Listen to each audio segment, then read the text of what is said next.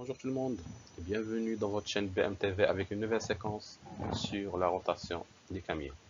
Dans cette séquence, on va essayer de voir comment on peut déterminer le nombre de camions à affecter à la pelle ou bien à l'engin de terrassement pour effectuer l'évacuation. D'accord? On va d'abord commencer par un petit rappel. Alors, on rappelle que le temps de cycle théorique d'un camion, d'accord, qui considère que le temps d'attente égale à 0 est donné par la formule suivante. Alors, le temps de cycle, c'est le temps de chargement, plus le temps de transport en charge, plus le temps de déchargement, plus le temps de transport à vide. Alors, pour calculer ces quatre grandeurs, on a des formules qu'on a vues au niveau de la vidéo précédente. D'accord? N'hésitez pas de la consulter pour mieux comprendre cette partie-là. D'accord? Quand on a le temps de cycle, d'accord, on peut déterminer le nombre de camions qu'il faut affecter à l'engin de terrassement comme suit. Alors, on prend le temps de cycle et on le divise par le temps de chargement. Pourquoi ça? Parce qu'on doit avoir suffisamment de camions à charger par l'engin en attendant le retour du premier camion. Alors, le temps de retour du premier camion, c'est le temps de cycle. Alors, on doit avoir suffisamment de camions à charger en attendant le retour du premier. D'accord? Alors ici, on a supposé comme quoi on va utiliser les mêmes camions pour effectuer l'excavation. D'accord? Donc, à retenir, le NC, c'est le nombre de camions, c'est quoi? C'est le temps de cycle sur le temps de chargement. On parle d'une noria de camions. Ça veut dire quoi?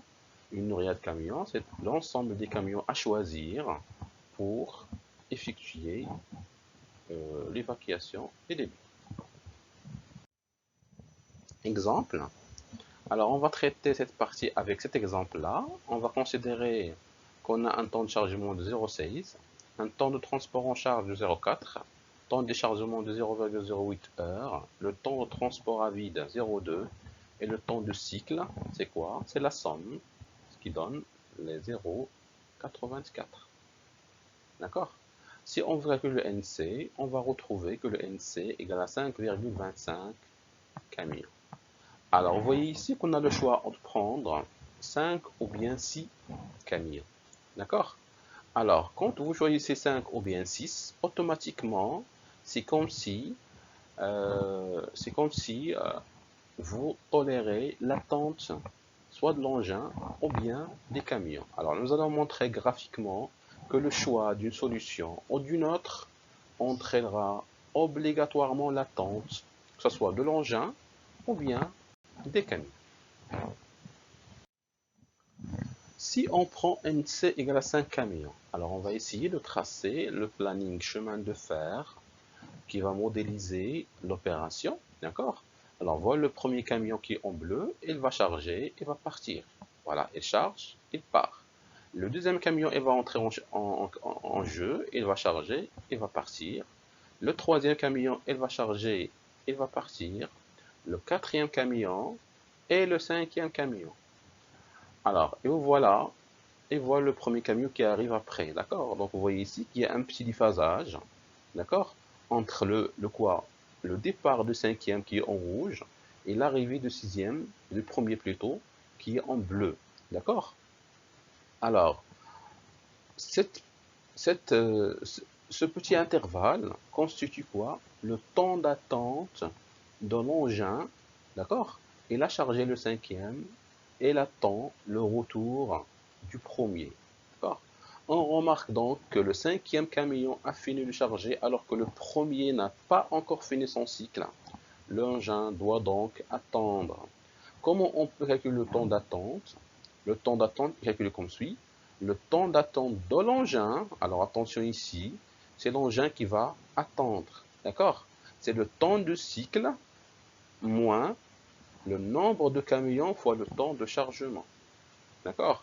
Donc ça, c'est pour calculer le temps d'attente de l'engin. Je dis bien ici, c'est l'engin qui va attendre. Les camions ne vont pas attendre.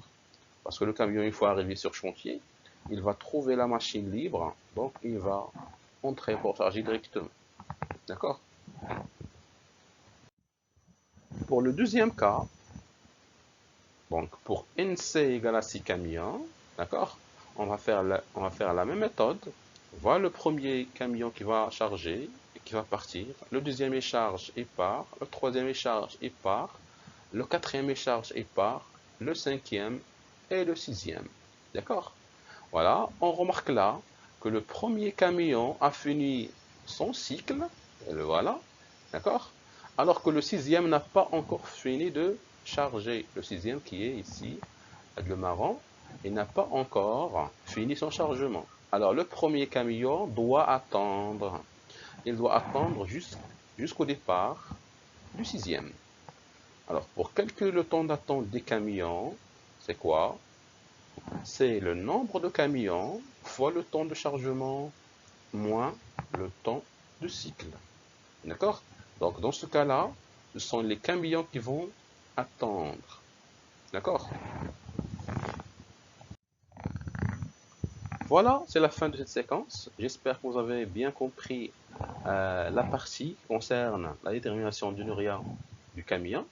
Prochainement, Inch'Allah, on va voir un exercice corrigé sur tout ce qui est rotation des camions, détermination du nombre de camions et bien sûr le calcul du durée, le calcul des durées de terrassement. D'accord? Merci. Et comme d'habitude, n'oubliez pas de quoi? De nous motiver par vos likes, par vos abonnements et par vos commentaires. Voilà, merci.